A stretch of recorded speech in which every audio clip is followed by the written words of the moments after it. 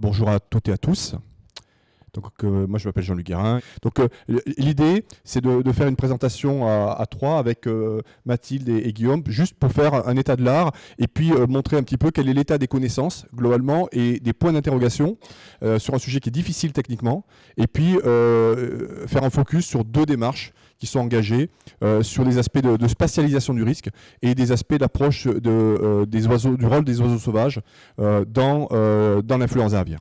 Donc, juste pour préciser, hein, on parle d'un sujet qui touche à l'écologie virale, notamment dans les populations d'oiseaux sauvages et de l'interface, et on parlera beaucoup d'interface entre ces oiseaux sauvages et le compartiment domestique avec ce qu'on appelle les volailles terrestres, que sont les poulets, la dinde. Et il ne faut pas oublier qu'on vit depuis des millénaires et qu'on vivra, nos successeurs vivront très très longtemps en interaction avec des oiseaux porteurs et excréteurs de virus influenza aviaire. Donc sans le savoir, on a effectivement cette cohabitation tout à fait paisible dans l'énorme majorité des cas avec des oiseaux qui ont ce portage. Là où les choses se compliquent, c'est que le monde des virus influenza, c'est un monde qui est extrêmement complexe et il y a des virus qui ont des propriétés excessivement différentes. On va depuis les virus qui sont portés de manière complètement, on va dire, asymptomatique, c'est-à-dire tout à fait normal, et donc c'est porté dans le tube digestif, le virus est excrété dans l'environnement aquatique, et puis il y a un recyclage en quelque sorte du virus dans les populations d'oiseaux domestiques ou sauvages, jusqu'à des interactions beaucoup plus pathogènes, avec notamment les virus qui ont émergé l'an dernier, et puis plus récemment avec le H5N8, comme ça a été évoqué par Stéphane. Et effectivement, je vais juste faire ce focus-là pour vous montrer un petit peu je dirais la complexité, hein. C'est un peu comme dans les poupées russes, plus on descend en complexité, plus on se rend compte que les choses sont difficiles à appréhender en première intention. Il y a par exemple une petite signature moléculaire qui correspond à quelques acides aminés qui change complètement la pathogénicité du virus. C'est-à-dire qu'on passe d'un virus qu'on qualifie de faiblement pathogène, qui ne se multiplie que dans l'appareil respiratoire ou dans le tube digestif, à un virus qui acquiert des propriétés de diffusion dans l'ensemble de l'organisme et qui devient hautement pathogène. Donc ça veut dire que le même virus, s'il acquiert ces petites mutations, change complètement de propriété et devient hautement pathogène. Donc il ne suffit pas de dire « je vais être capable de détecter un virus influenza », il faut aussi être capable, dans la mesure du possible, d'aller un petit peu plus loin dans sa caractérisation. Et un virus hautement pathogène, ça fait des images comme ça, avec des lésions, ça vous parle peut-être pas, mais c'est un poulet qui est quand même bleu. Il a une crête bleue, des œdèmes, des barbillons, et donc effectivement, c'est quand même pas tout à fait normal. Mais ce qui est compliqué, c'est que par rapport à ce qu'on pouvait imaginer et ce qui était dit dans les livres pendant très longtemps, en fait, si on dézoome, en fait, ça c'est un bâtiment de poulet qui a été infecté par les virus H5 de l'an dernier. Je ne parle pas du H5N8, mais je parle des H5N1, H5N2, H5N9 qui ont circulé l'an dernier. En fait, quand vous rentrez dans le poulailler, la vie est quasiment tout à fait normale et les animaux passent brutalement du statut normal à un statut de mort en quelques heures à quelques minutes. C'est quelque chose qui est tout à fait spectaculaire, ce qui montre que quelquefois, et on en reparlera peut-être dans les notions de capteurs, il peut être difficile de définir par exemple des capteurs, par exemple thermométriques ou des capteurs physiologiques qui permettraient éventuellement d'anticiper en quelque sorte la détection du virus. C'est pas si simple que ça. Alors, derrière ça, il y a eu des émergences, ça a été évoqué. Émergence l'an dernier, dans le Grand Bassin Sud-Ouest, avec des virus qui se sont diffusés à bas bruit dans tout le bassin, avec quasiment pas de signes cliniques, dans l'énorme majorité des cas. Donc là aussi, c'est une difficulté. Hein. C'est que même si le virus est dit hautement pathogène, en fonction des oiseaux qu'il va infecter, chez certains, il va provoquer la mortalité, chez d'autres, il va être quasiment silencieux. Pourtant, c'est le même virus, et c'est un virus qui est extrêmement dangereux et qu'il faut éliminer. Et donc ça s'est terminé effectivement, vous vous en souvenez l'an dernier, par un grand vide sanitaire qui a été opéré pendant toute la phase de janvier au mois de mai, et qui a fonctionné, puisqu'ensuite on a pu remettre en place des animaux. Ces virus ont disparu. Malheureusement, il y en a d'autres qui ont apparu, et Guillaume en parlera un petit peu plus tard. Et on est effectivement confronté à une nouvelle émergence d'un virus qui est complètement différent, et qui, lui, provient essentiellement des grands mouvements d'oiseaux migrateurs qui portent depuis plusieurs années ces virus et qui les excrètent. Et donc là, on se retrouve face à des phénomènes qui peuvent varier beaucoup d'une année à l'autre et d'un virus à l'autre. Et donc aujourd'hui, effectivement, on est quasiment à 500 foyers sur le Grand Sud-Ouest, et avec une implication, je dirais, économique qui va être énorme, qui n'est pas encore finie, puisqu'on a encore aujourd'hui des foyers qui sont en cours en région Aquitaine, Nouvelle-Aquitaine. Et là, c'était une diapo qui datait du mois de janvier, qui vous montrait la cinétique de progression des foyers. On a des progressions de foyers par plein de moyens, par les transports, qui ont été très impliqués, très incriminés, notamment au début de la crise. Je vais revenir un tout petit peu là-dessus. Des phénomènes de transmission par voie aérosol, sans doute.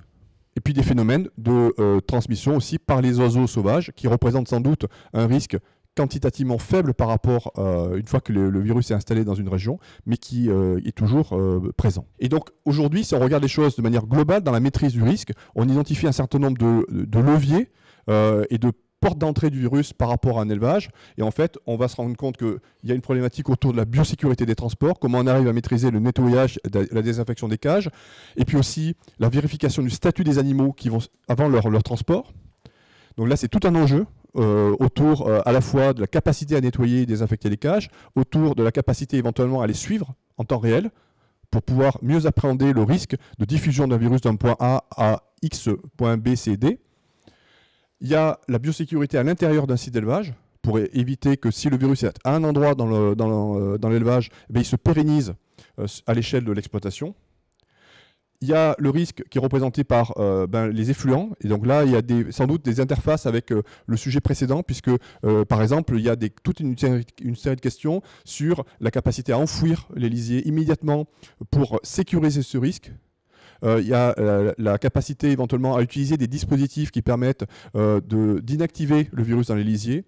On travaille dans le groupe, par exemple, sur l'utilisation de la méthanisation pour assainir ces lisiers avant leur épandage.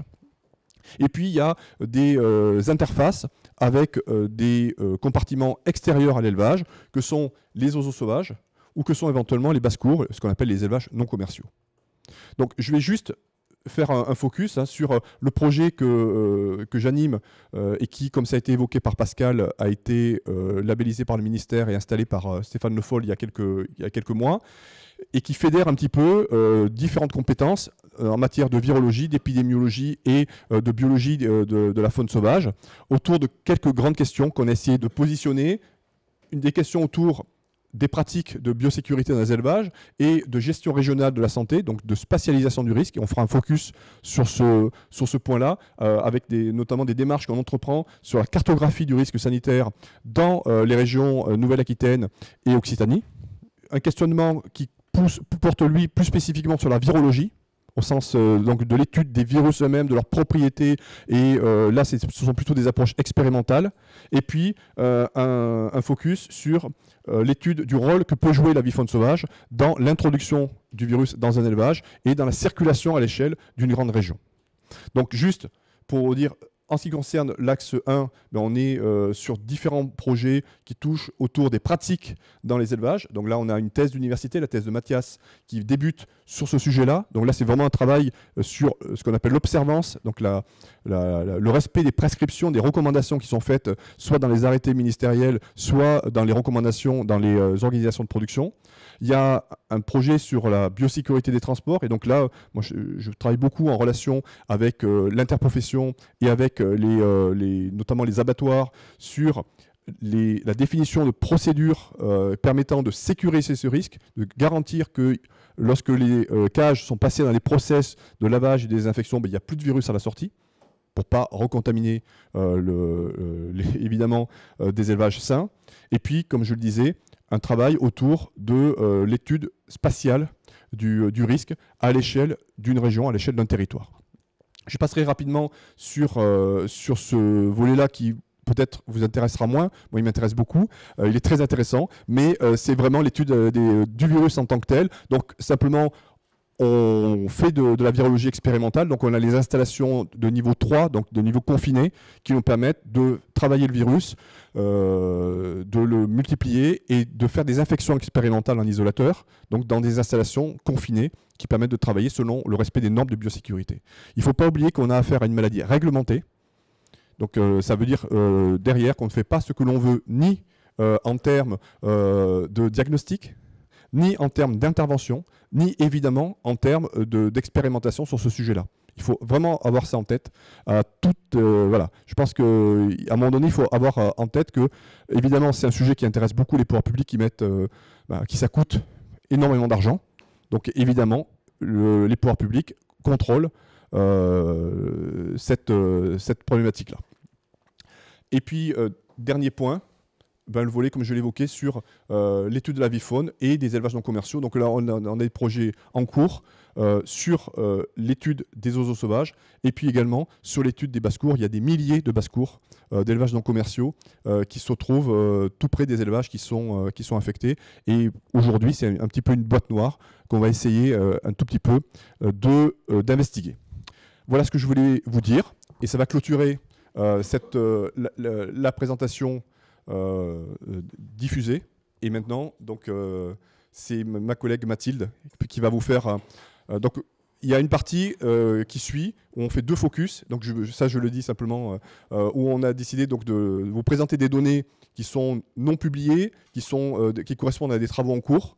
C'est pour ça que on avait convenu que cette partie-là ne serait plus filmée. Sinon, on ne pourrait plus rien vous raconter, ça n'avait pas d'intérêt.